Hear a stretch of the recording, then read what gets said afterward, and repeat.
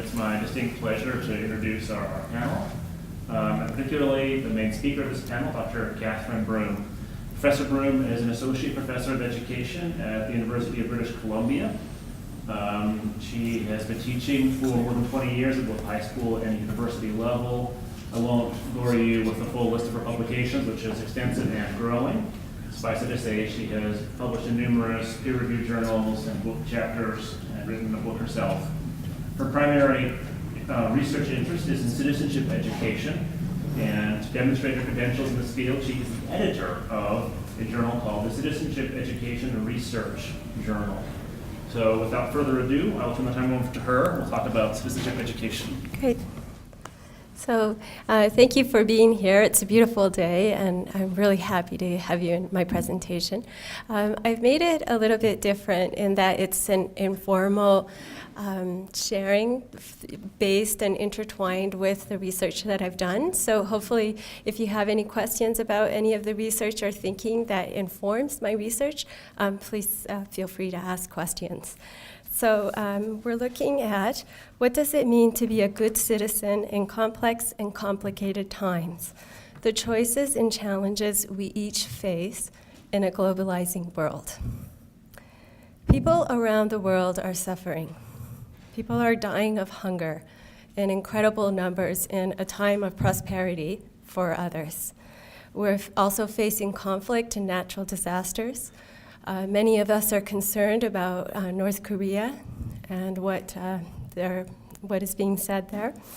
We've all seen the devastation of hurricanes, racial conflicts paralyzing neighborhoods, and human and environmental damage. Yes, we live in challenging times. It is not surprising that you may look at our world, particularly as young people, and feel overwhelmed, that you may wonder exactly what does it mean to be a citizen, and in particular a good citizen in our world, and why citizenship might matter. In this presentation, I will argue that it is exactly because of the challenges we face that we need you to consider what it means to be a citizen, and particularly a good citizen, thoughtfully, and that your actions do matter. First, let's spend a little bit of time thinking about what good citizenship means. So what I'd like you to do is, if you can take a couple of minutes and think for yourself, what do you think citizenship is, and particularly good citizenship? And then share your thoughts with the people sitting around you. I'll give you a couple of minutes to do that, please. Thank you. Would anyone like to share sort of their thoughts about what citizenship is, and in particular how you would define good citizenship? Yeah, please, great. I define it as being an active part of that which one is a citizen of, rather than just being a container or a user.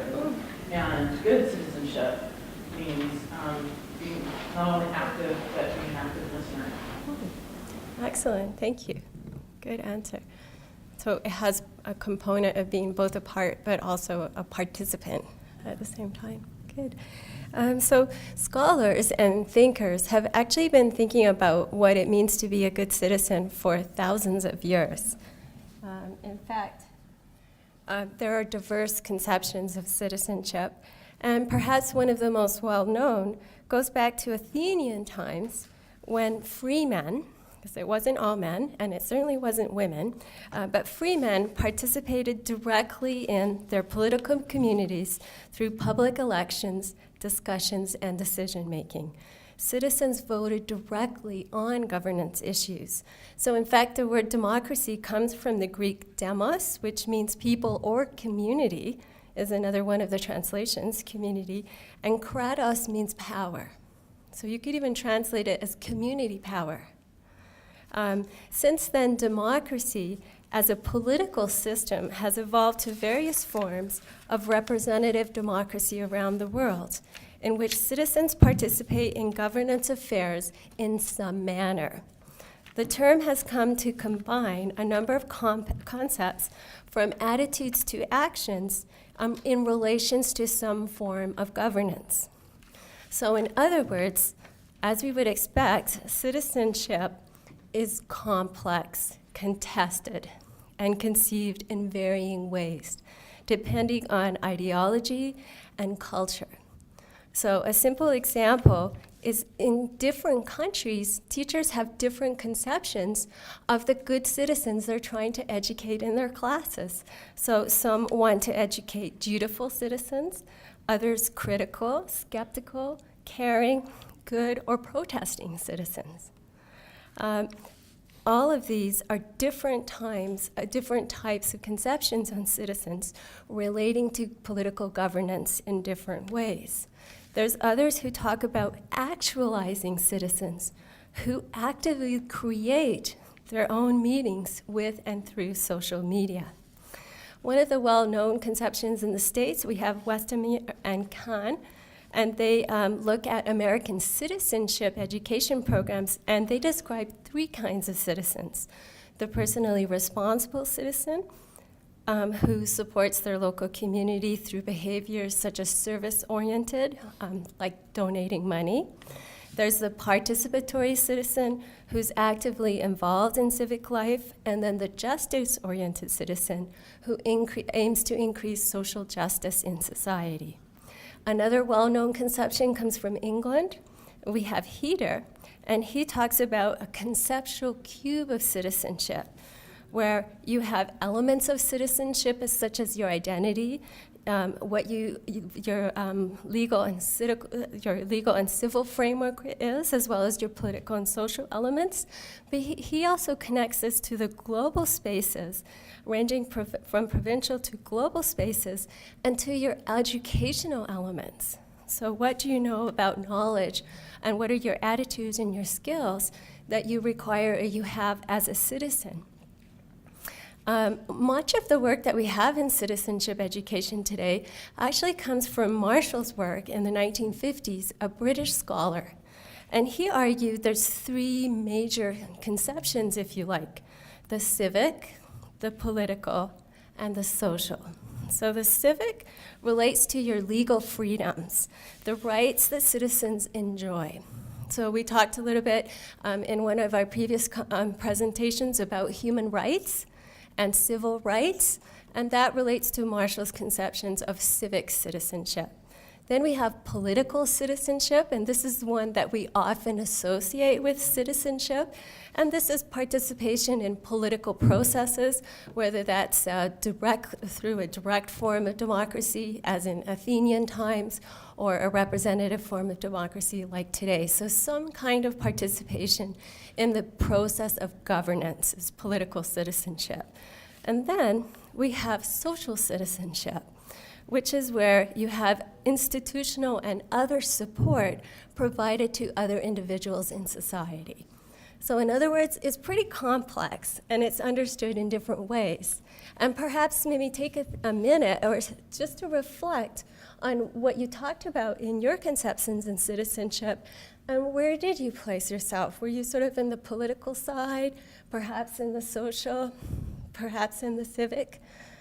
And you'll find that we talk to youth in different parts of the world, and they place themselves on one angle, which I'll share with you a little bit later in the presentation. For me, I like to think about citizenship as a feeling of association with or connection within a particular social group that includes the civic, the social, and the political elements, and also both the processes and the institutions.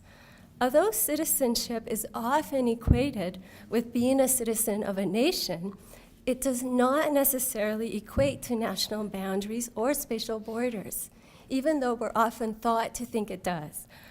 So the complex nature of citizenship is illustrated in societies that have multiple levels of political being, from local communities up to global communities. So one of the most interesting that we found, and in a book that I'll tell you a little bit later about, is in Hong Kong. Young people don't identify themselves as mainland Chinese. In fact, I'll talk a little bit about the umbrella movements and the struggles that young Hong Kongers are going through as Hong Kong returns to mainland China, but with their different histories and their different traditions, there's a struggle there for Hong Kongers, young Hong Kongers, to identify themselves as being mainland Chinese. And so that's an example of how the conception of citizenship is not necessarily geographically bounded, even though we often think it is. So a citizen is a member of a community, and that membership entails both rights and responsibilities, but it's not necessarily a bounded space. So physical space is a factor, but not a condition. As a member of that community, you gain rights, hopefully civil rights, such as freedom of expression, but these rights are not unlimited. They're also balanced with responsibilities so that the community can actually work. In other words, you can't just do what you want.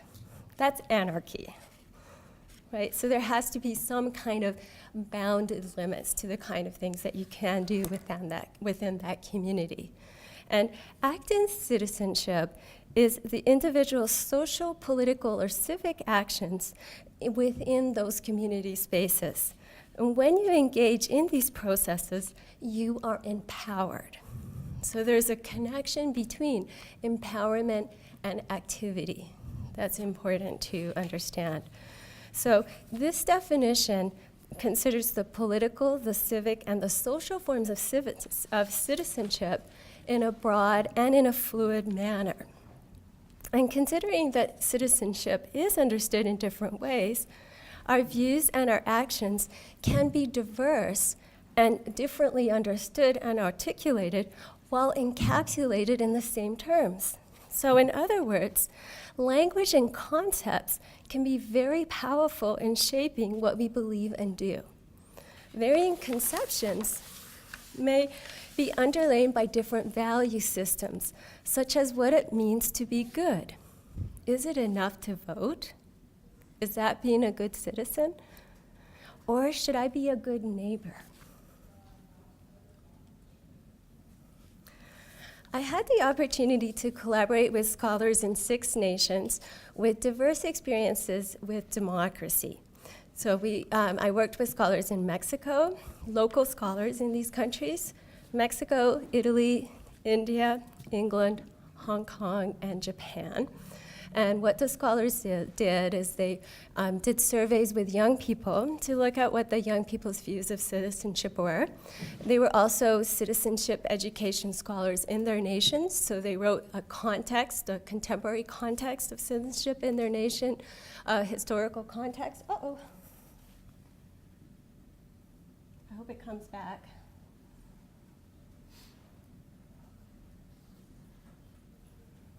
Okay, fingers crossed it comes back. And when we talk to these youth in these different countries and their attitudes and their actions related to citizenship, can you guess of the different lenses that we looked at earlier, the political, the social, and the civic, which one the youth in these diverse nations all tended to associate with? So how many of you think the youth had a political conception of citizenship? So in other words, most of them, youth said that people should vote. Okay.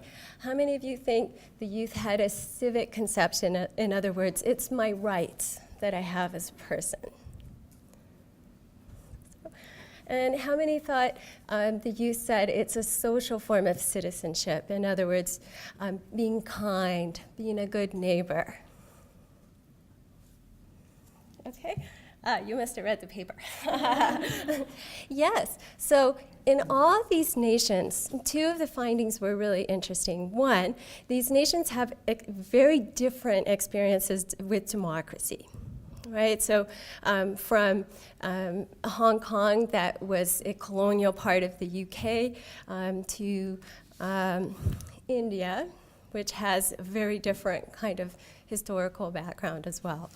But what was interesting is in all the nations, the youth valued this idea of democracy, and they valued participation.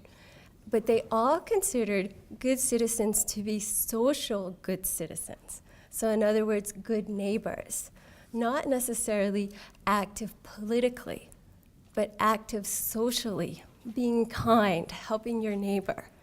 And we'll look a little bit later, I'll tell you why it was that youth had these conceptions and what it might mean for the kind of actions that they would or would not engage in. And let's see if we can.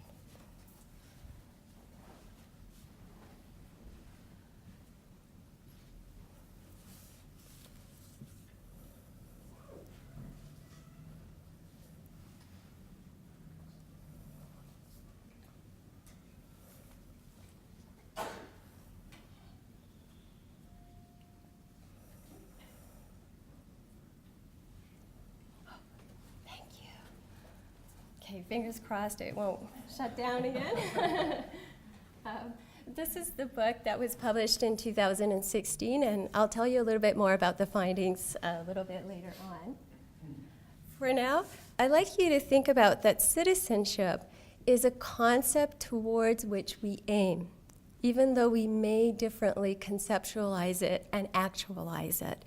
And underlying citizenship is our values. So there's always something about what it means to do good when you're talking about citizenships. It cannot be a value-neutral term. So I'd like you to encourage you to take sort of a deep and thoughtful thinking about what good citizenship means, and think about how it's actualized in both attitudes and behaviors that you yourself engage in your communities.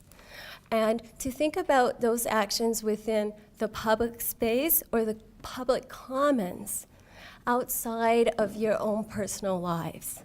So in other words, it's not that our personal lives don't matter, they do, right? And families are very, very important. I think we all appreciate that. So our actions in our families and with our friends matter, but so do our actions within our personal and public space. Our public space actions matter to our community, to the community that we might live within. And that has a relation to the kind of citizenship you are or you might be. So I'd like to draw here on Kant and his categorical imperative. We can consider, how do we know if our actions in the public space actually matter in terms of conceptions of citizenship? How do we know if our actions are actually good? How do we know if we're a good citizen or not? And I think you can consider from Kant's perspective, would you choose someone that you love to go through or undergo that or experience that action? As an example, how would you want someone you love to be judged? And so take that kind of judgment and apply it within your commons, your public commons, and that might have something to say about the kind of public citizen somebody might be. So there's something about aiming towards and an action that underlies those aims that relates to citizenship. So as I mentioned, I had the opportunity to work with 6 wonderful colleagues in these different nations. And we asked youth to tell us whether they thought what citizenship was and whether they thought it mattered or not.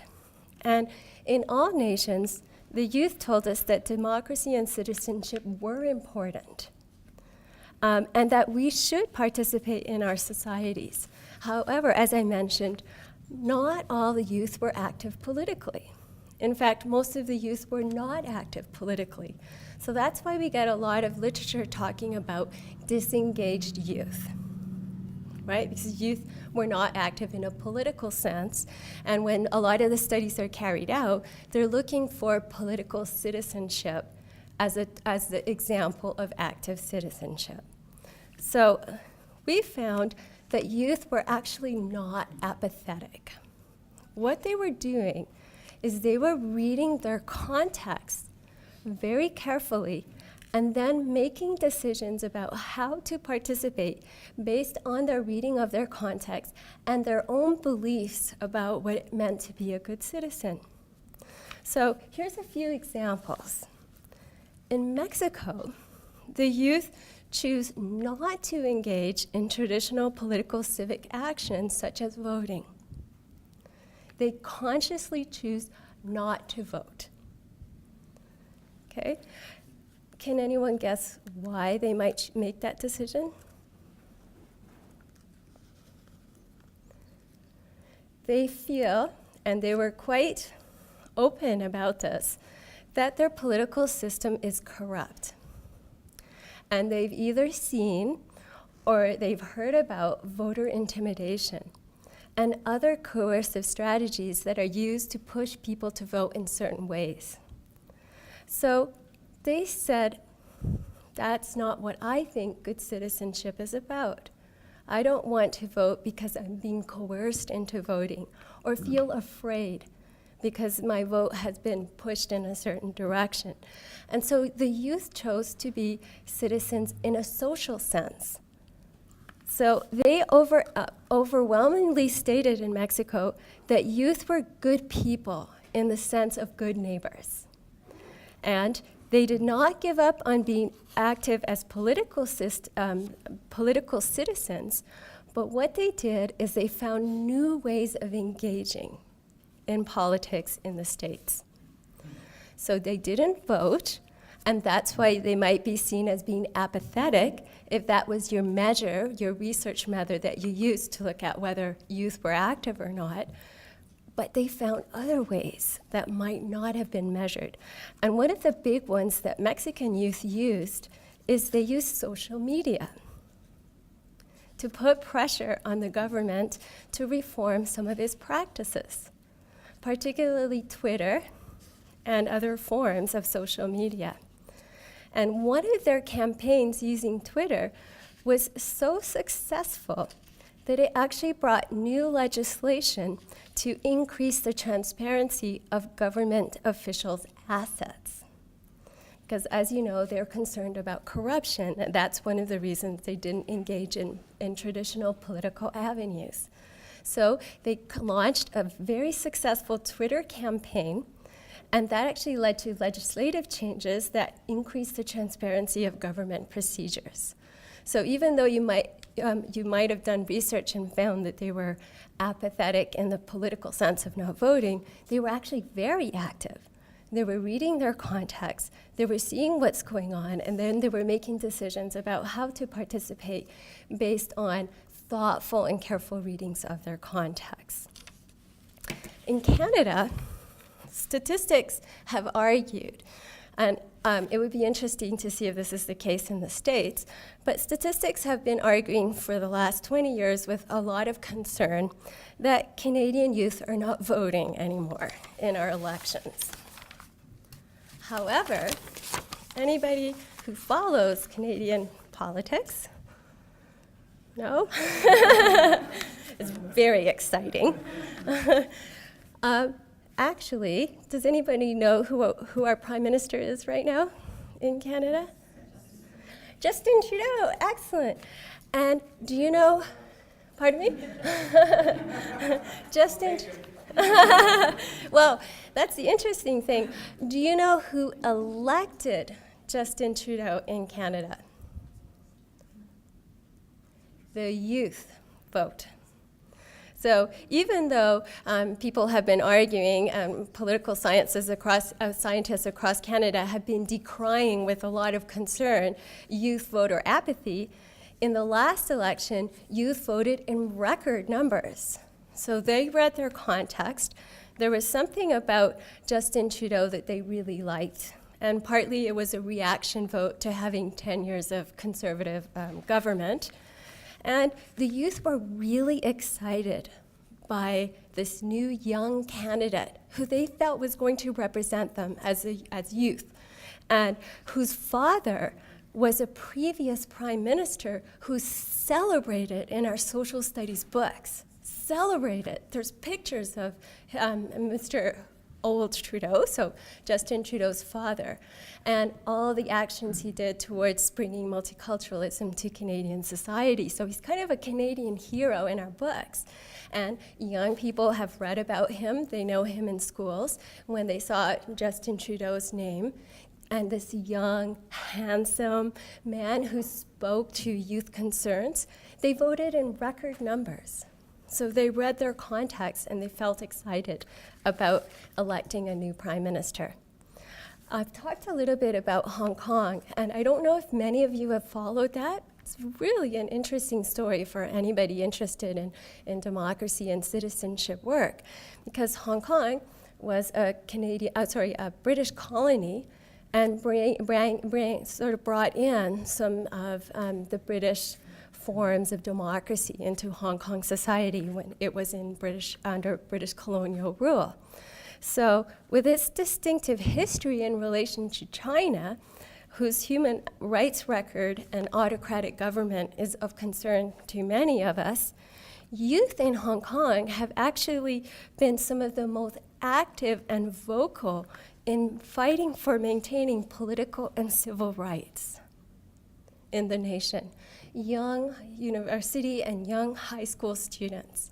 And perhaps the most famous example of this is the umbrella movement, where the youth went out into the streets and made the umbrella movement, or they brought their umbrellas in a protest movement to their concerns about the loss of political and civil rights that were coming over Hong Kong society.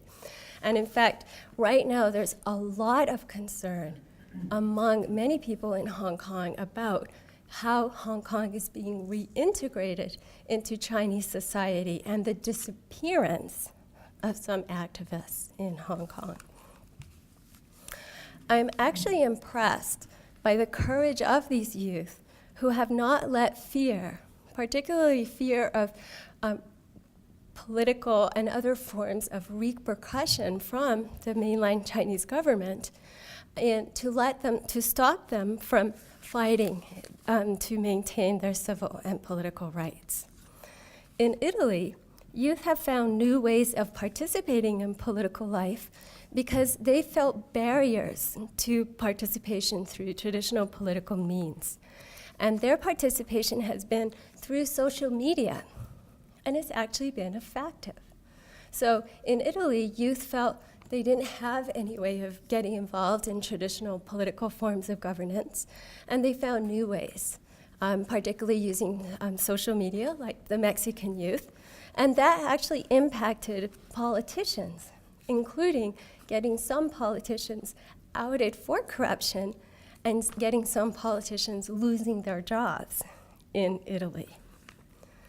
So what this book really showed us is that even though many scholars are decrying a lack of youth active involvement, even in traditional political means, that youth are actually active in diverse contexts and in varied ways. In some cases, though, I do think that youth need to think more critically about what they do and why they do it. So there's definitely action there, and there's definitely new ways of thinking about it. In Canada, just as an example, youth overwhelmingly voted for Justin Trudeau for one major reason. First, his positive politics campaign. So he promised to bring positive changes for youth, including things like decreasing some of the fees that they have to pay at university. And then the second one is on his promise to legalize a drug. So I don't know if you know that part of it, the story. And this drug has all kinds of effects on things like motivation, dependency, and the reason for his platform to legalize the drug is economic. So he says, we'll make lots of money about it. But he never talked about some of the legal and health effects of legalizing the drug. So I wonder how much youth, in their desire to elect Justin Trudeau, had thought critically about the actions they engaged in. Okay, so the first thing I'd like to argue is citizenship is complex and contested. The second is that youth are, despite a lot of the concerns that youth are apathetic, we didn't find that at all. We actually find that youth are active and they're engaging in multiple forms, from civil forms to social forms, and even in political forms, which is where many people say they're not active, they are. However, it's not necessarily clear that they're really thinking thoughtfully about the kind of actions they're engaging in. So they're definitely reading their context and making decisions about being engaged, but who is guiding the youth and kind of thinking critically about the decisions that they make to be active or not? So I'd like to spend a couple of minutes just thinking about, so what does it mean to think critically? And we can draw on many scholars, such as in Enos, and he says that reasonable reflective thinking that's focused on deciding what to do or what to believe. It includes 12 abilities, such as being well-informed, developing the judgment and quality of reasoned arguments, distinguishing between statement types, and drawing rational and valid conclusions. Paul defines it as a mode of thinking where the thinker actually improves the quality of his or her thinking by skillfully taking charge of the structures inherent in thinking and applying intellectual standards to them. So, like Innes, he views critical thinking as the teaching of critical thought processes in order to lead to better logical thought, to the training of the mind. Critical thinking includes assessing the quality of information presented, and that's one example that I think you can draw from of the actions of many of the youth. Yes, they're active, but have they really seen the right information in making the decisions they make to be active? Secondly is considering points of view, considering the validity of, sorry, just one second. Exploring points of view, considering the validity of conclusions, developing logical thinking elements, looking at logical procedures.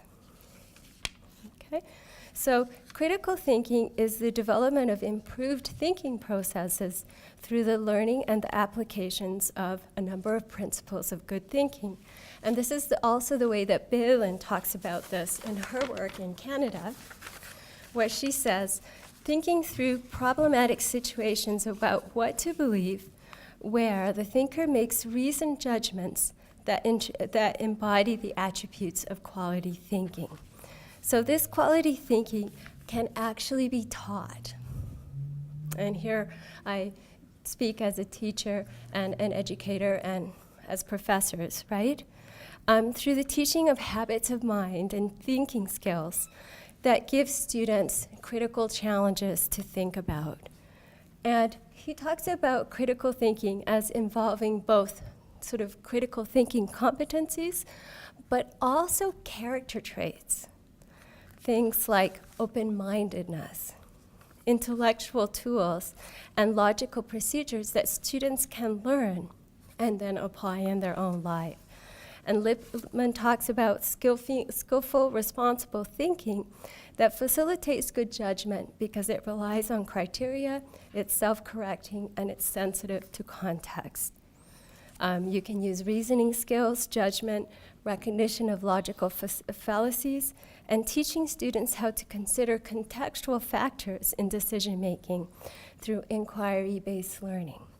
So yes, students are reading their context. However, perhaps we can help them to read those contexts thoughtfully and perhaps a little bit more critically when they're engaging in the actions they do. So the definitions all view critical thinking as a deliberate process of reflecting on our own thinking, using a number of intellectual processes to help us, and with attention to traits such as openness. Some thinkers acknowledge the need to consider contextual factors, to explore what we know and how we know it, and to evaluate evidence and carry out your own research. I think critical thinking is an essential component of good citizenship, and one that we can help to foster in our students.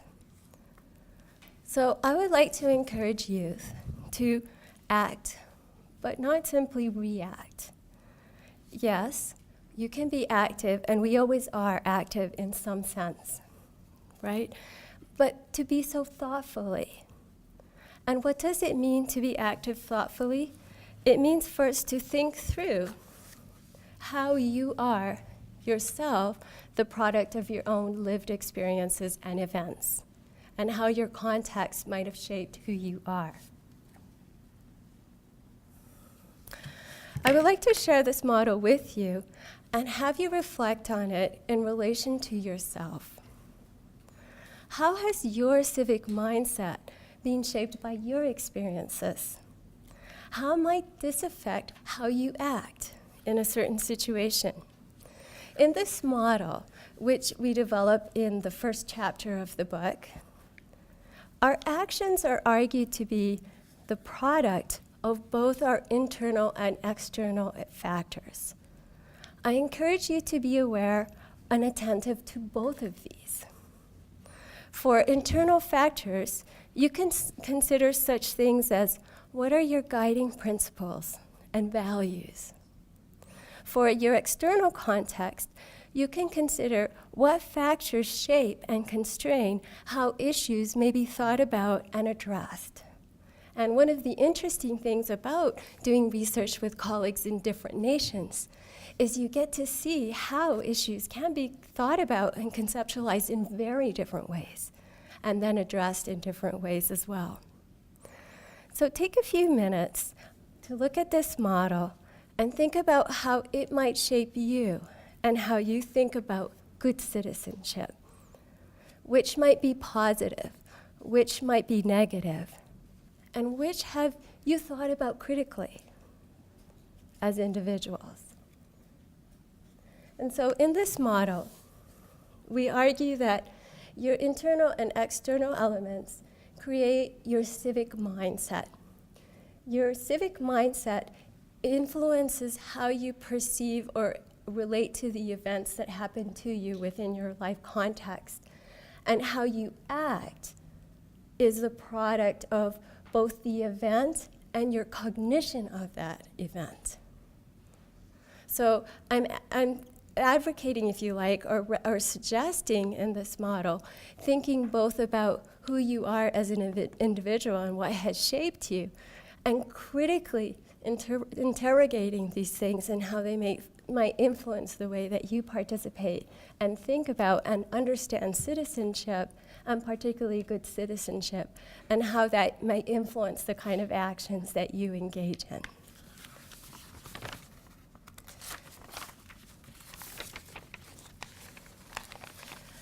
I would like you to consider that your current civic mindset is constructed, living, and dynamic.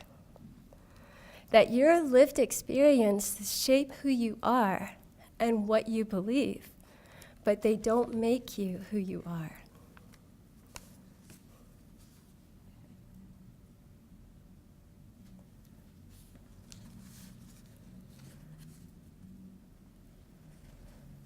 As many well-known educational scholars have argued, discussion and critical thinking about ourselves can lead to new insights and new perspectives.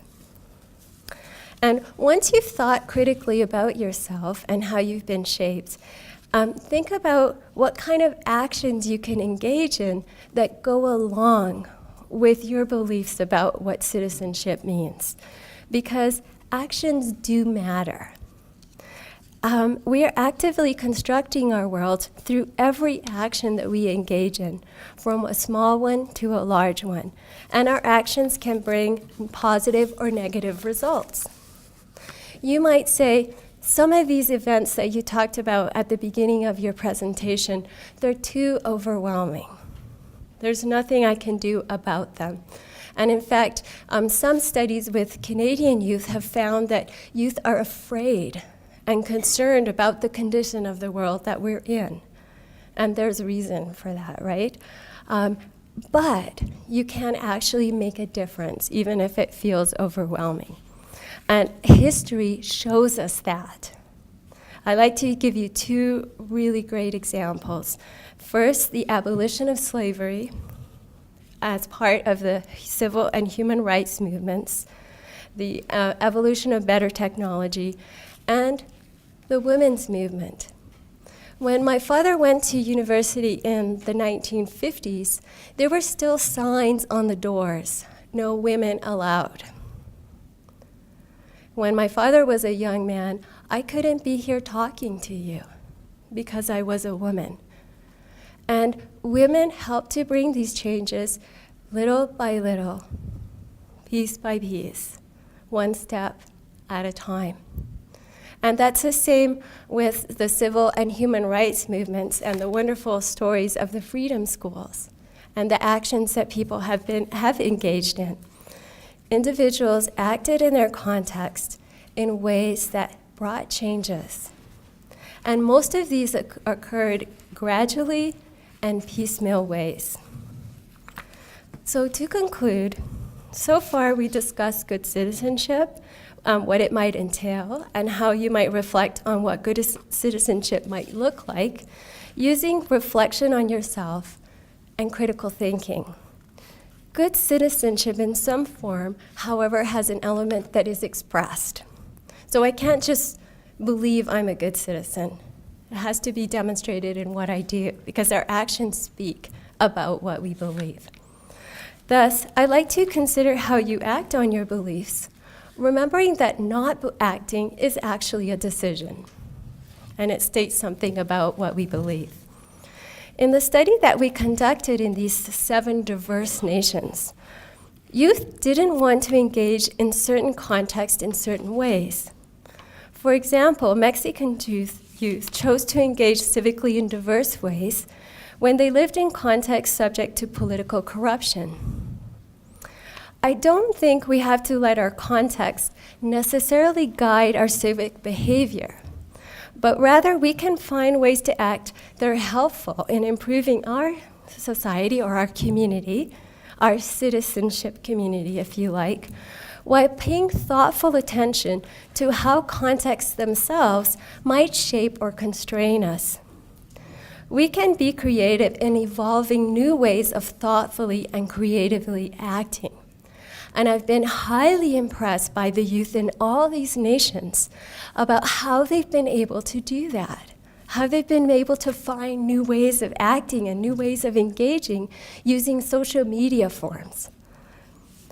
Let's consider the stories that I've mentioned.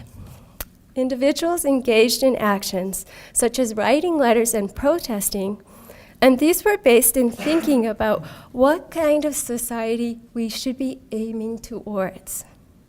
So the women who went and protested, or the women who went hungry, so that they could have a better society where women could have a place, those were thoughtful and deliberate actions, reading of their context, that went actually outside of the context they were living within.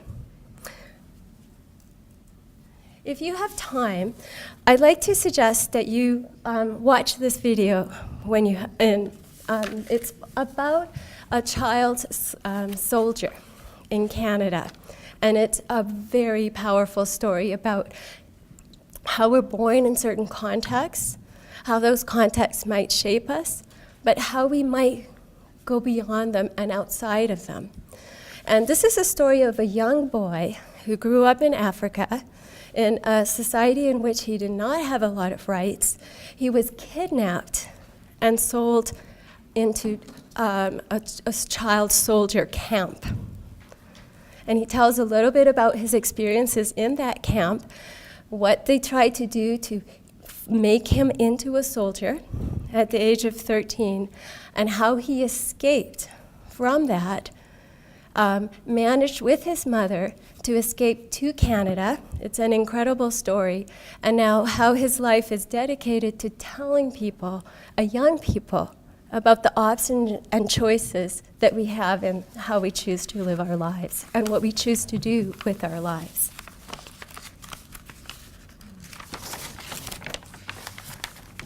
His name is Michael. In conclusion, I want you to consider that you do have power in your life. Yes, we live in challenging and difficult times, and sometimes scary times, but you do have the power to choose the kind of citizen you are and how you choose to live your life. What actions are you going to engage in critically and thoughtfully? I encourage you to think through these. And why does citizenship matter after all? Perhaps the answer relates to what kind of person you want to be known or remembered as, and the kind of world you want to live in now and in the future. We create our world through our actions. If you choose not to act, then you must take what others choose to act. So when you're thinking about good citizenship, I'd like you to leave you with 7 C's to think about. Care, compassion, communication, complicated conversations, connection, critical thought, and commitment. And a quote by someone called Adam Lindsay Gordon. He said, "Life is mostly froth and bubble. 2 things stand like stone: kindness in another's trouble and courage in your own." Thank you.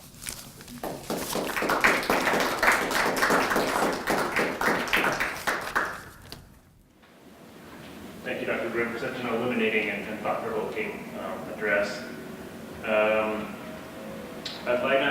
Would we like to come up to the table now to address this here? It's our pleasure now to hear from 2 of our own faculty at BYU who are going to comment briefly on this paper. Let me introduce the first. That is Dr. Ronnie Jo Draper, professor of education in the David O. McKay School of Education. Simply put, she teaches teachers. Specifically, she's interested in disciplinary literacies and multicultural education. Her work has appeared in journals such as the Harvard Educational Review, and the Journal of Teacher Education, and she also serves on our university's Executive Board for Women's Studies. Thank you. I appreciate your thoughtfulness. I'm very interested in this topic of citizenship. And I'm very interested in this idea of even how we educate folks to be citizens. I'm very interested in the paper you referenced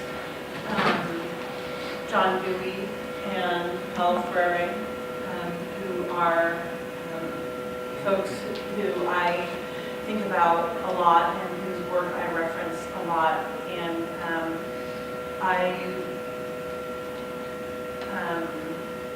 And I think about the idea of how do we educate folks to be critical thinkers, to be the kind of thinkers who are open to be the kinds of citizens that we want to be, the kinds of citizens we want to be around. A quote from Bernstein is one that I go to often, and he talks about, and he's referencing Dewey. He says, "The virtues of openness, fallibility, experimentation, ongoing criticism, and imagination are what Dewey took to be characteristic virtues of a community of inquirers. These are the virtues that he sought to appropriate for the idea of a democratic community." And when Dewey talked about having a democratic community, he talked about not just a democratic community in terms of a political system, but in terms of associated living, a way of being together as people. And I think that being a community of inquirers in terms of how do we decide things together, how do we decide how to educate our children, how do we decide how to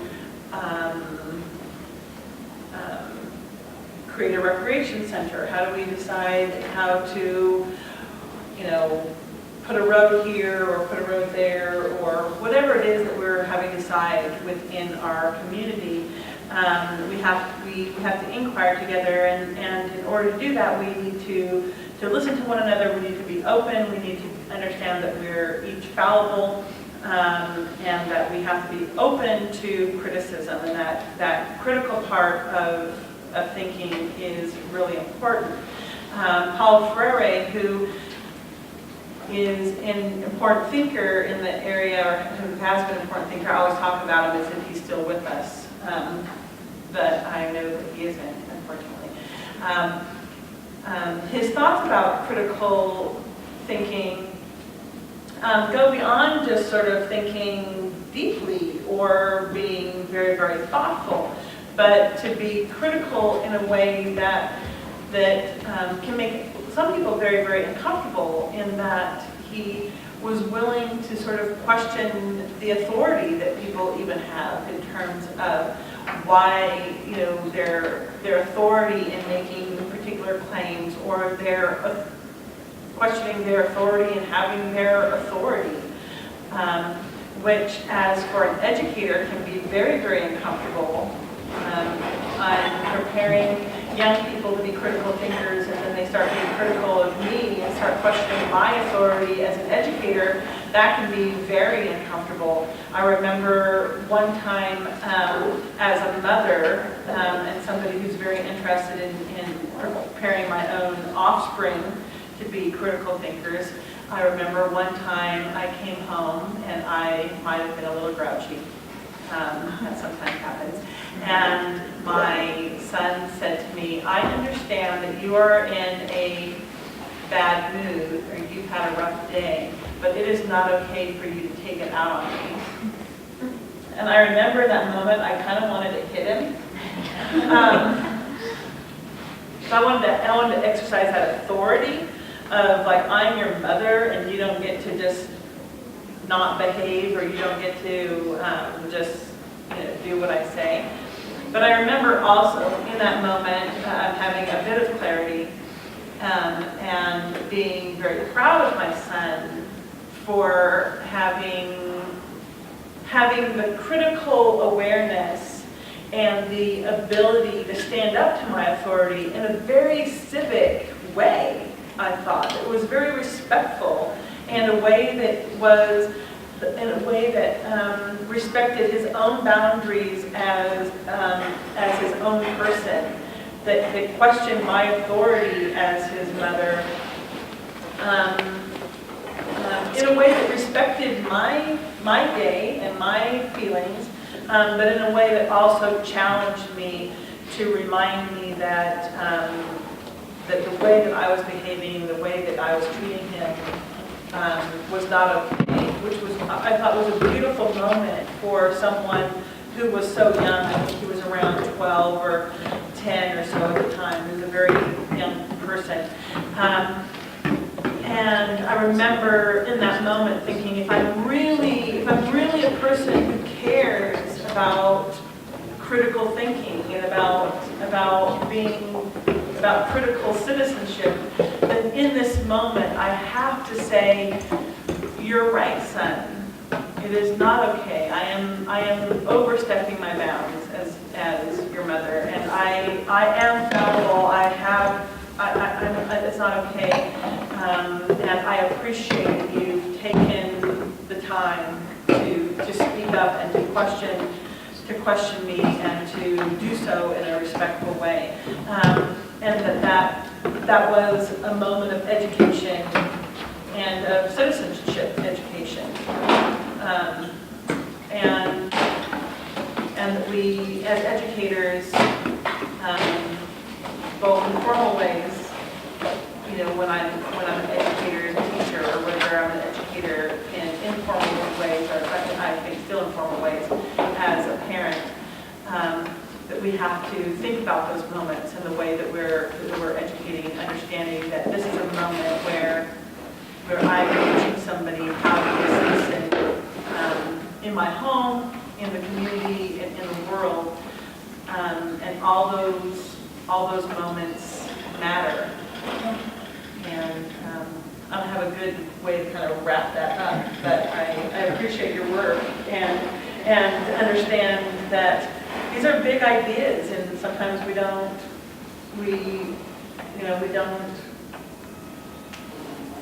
give them the kind of thought that they deserve, but they for sure matter. I appreciate your time in addressing us and reminding us of those ideas.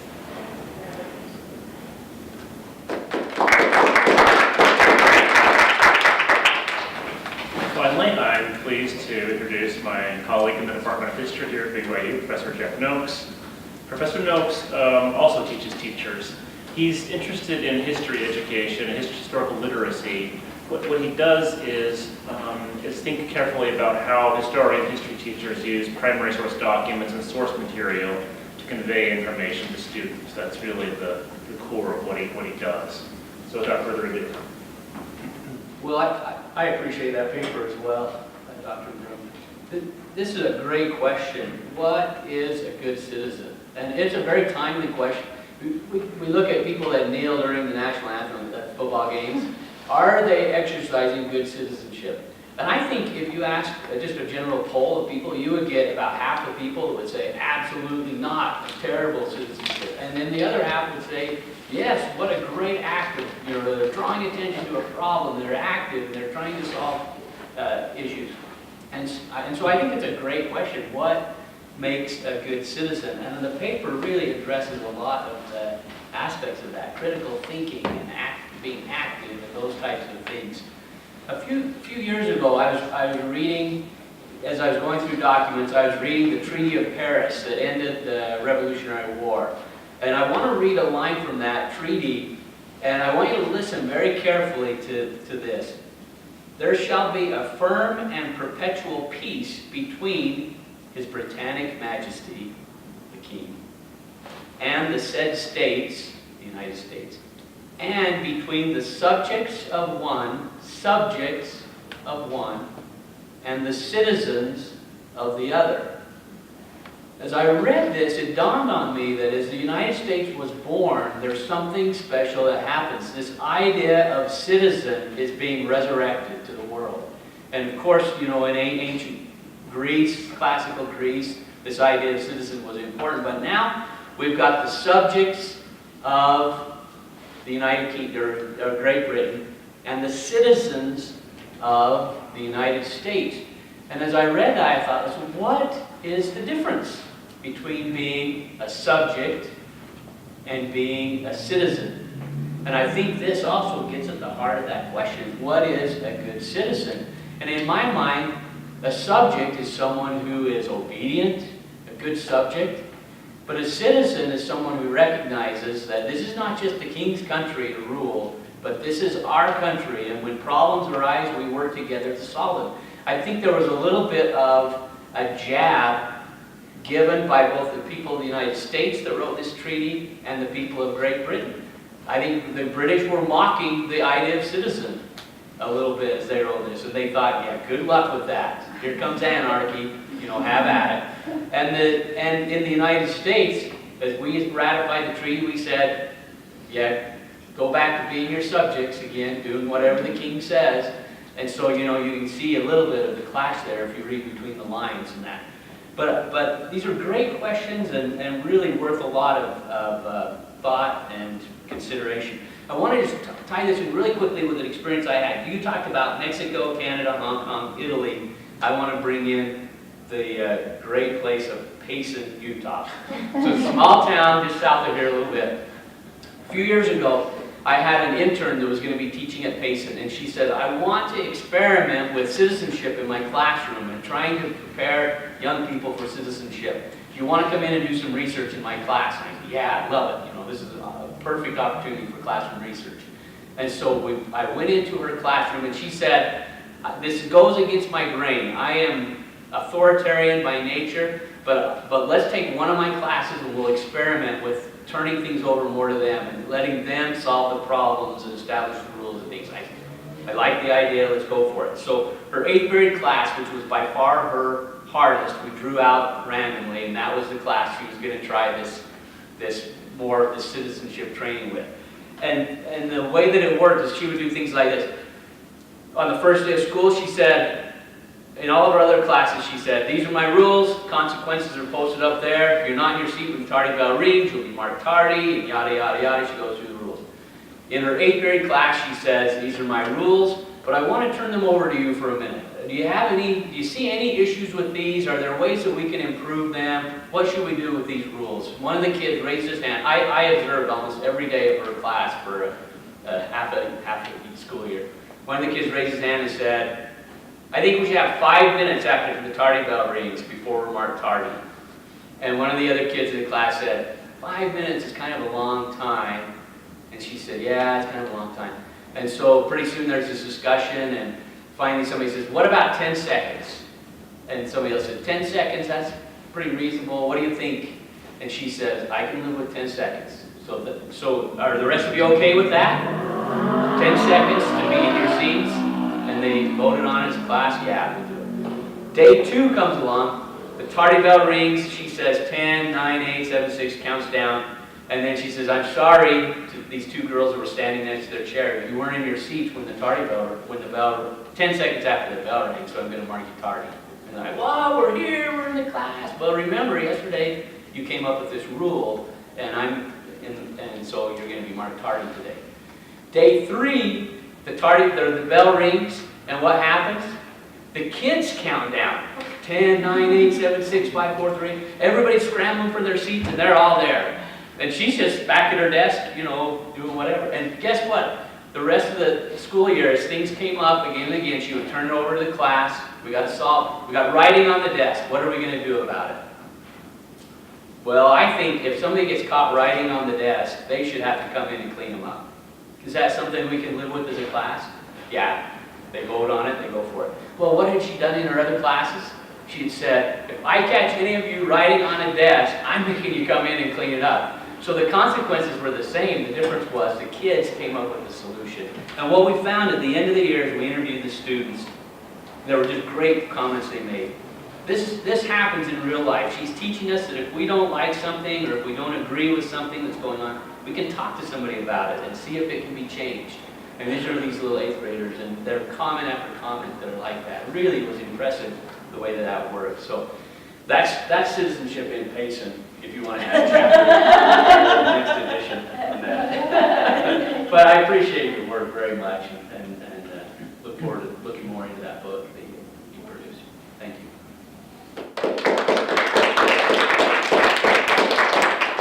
Okay, we have just a few minutes if there's any general question from the audience.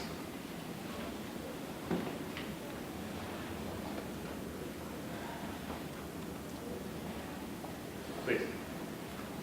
Well, how about the student? Fair enough. I'll quick, how have you found that conceptions of citizenship have changed over time, like even after the post-World War period, in the modern period, like the Second World War through now? I mean, do you find that governments are taking a more active role in trying to change the sense of engagement? Do you see that as sort of at the power or at the whim of whoever's in charge politically? Is this something that's used on all sides of the aisle? Yeah. I'm sorry. Yeah, definitely. So I think there's multiple conceptions of citizenship in all of the nations that we looked at, and definitely there is a government conception that is taught through schools and through curricula, and it's often sort of that subject, that British subject, so a good citizen votes and participates in their political society, but not necessarily overthrowing their society. So I know, for example, in curricula reform in Canada, it's highly a very political, contested process of curriculum reform, where you'll have academics and scholars wanting to bring in more thoughtful and critical conceptions of what it means to be a good citizen, so more the Freirean critical consciousness, and that is opposed by a lot of the ministry officials who write curricula. And so, for example, in British Columbia, historical studies that I conducted of curriculum reform, the government keeps control of the process and of the kind of conceptions of citizenship that schools aim to teach. But then you have universities, professors who try to problematize it with their teacher candidates as well. And then the conceptions in society that might differ from the ones that the government is trying to impose, perhaps through textbooks and through curricula. So for example, in some nations, there's a different story told about the ending of World War II. I don't want to say the name of the country, but it's just recently, it's in the book, so it's just recently that the textbook has actually been changed to accurately describe how World War II finished. But that was manipulated in the way that the textbook was written to sort of shape the way young people thought about the event and their own feeling of national citizenship within. So there's definitely this national conception, but then when we talk to youth, they don't just buy into that conception. In fact, what impressed me is how many different conceptions were out there about what citizenship actually means. And students were really thoughtful about thinking about these. And in some countries, there were different conceptions. So in India, for example, there was a very different conception about what it means, what citizenship meant, both in the social community, but also even within the textbooks at the school. Let us accommodate the student question. You have your hand up before. There's kind of answered. Okay. Perhaps one more, then we'll probably have to break. So in South Africa, around the apartheid time, with the Soweto uprising, we had students who spoke up against the government, basically, and then there ended up almost like this huge massacre. But and we have people like Nelson Mandela, who were labeled by the government as like terrorists, and at one point even America recognized them as terrorists. And recently, I've just been looking at some articles online that FBI has labeled some,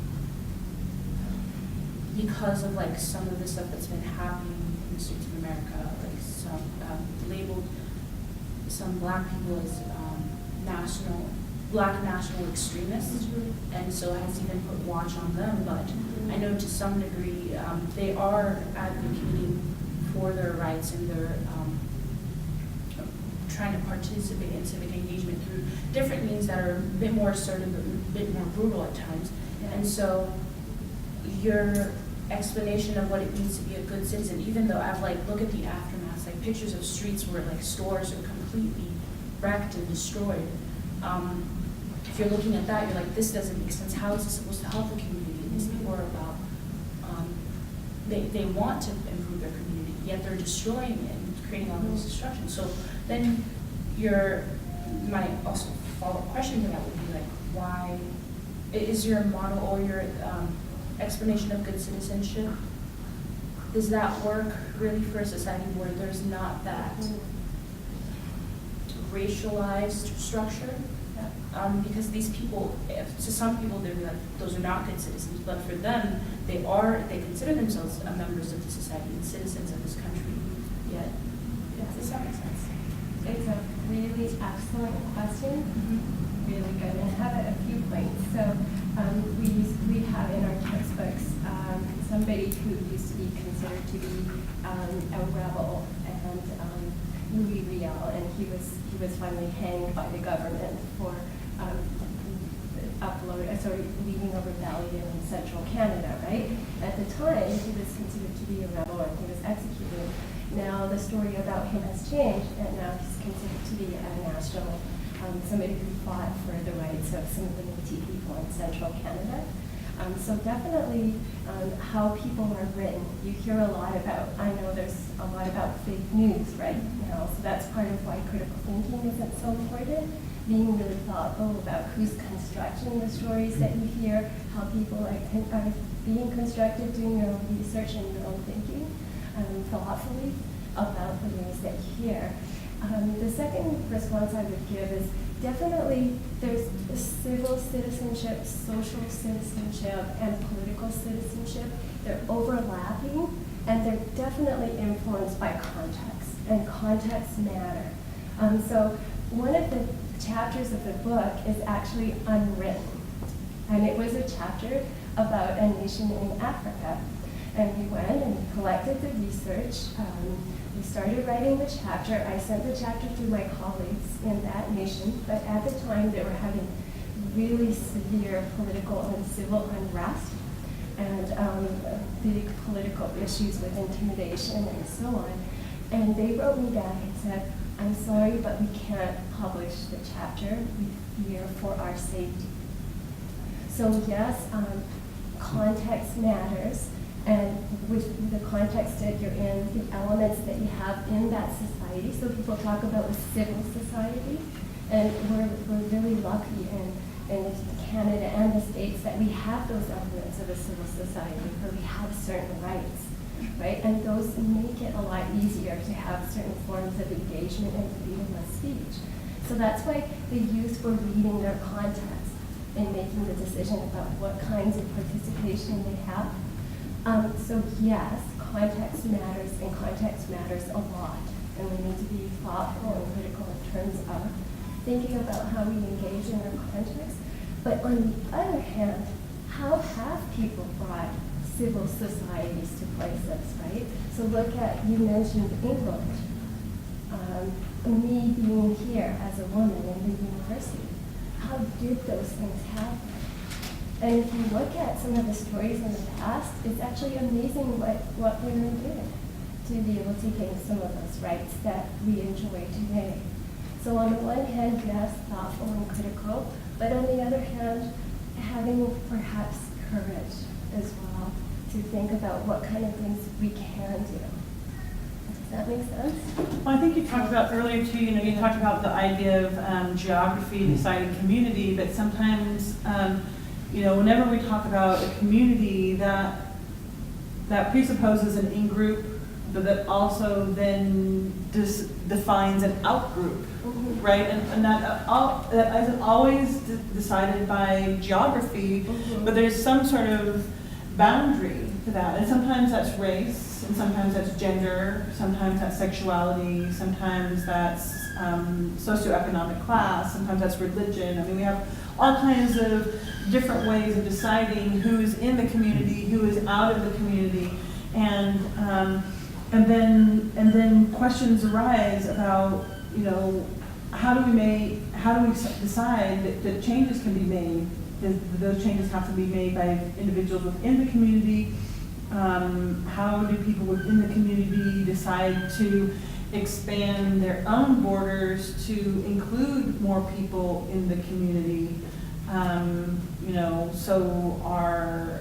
So if we consider ourselves American, do Black people count as American? Do immigrants count as American? What kind of immigrants count as American?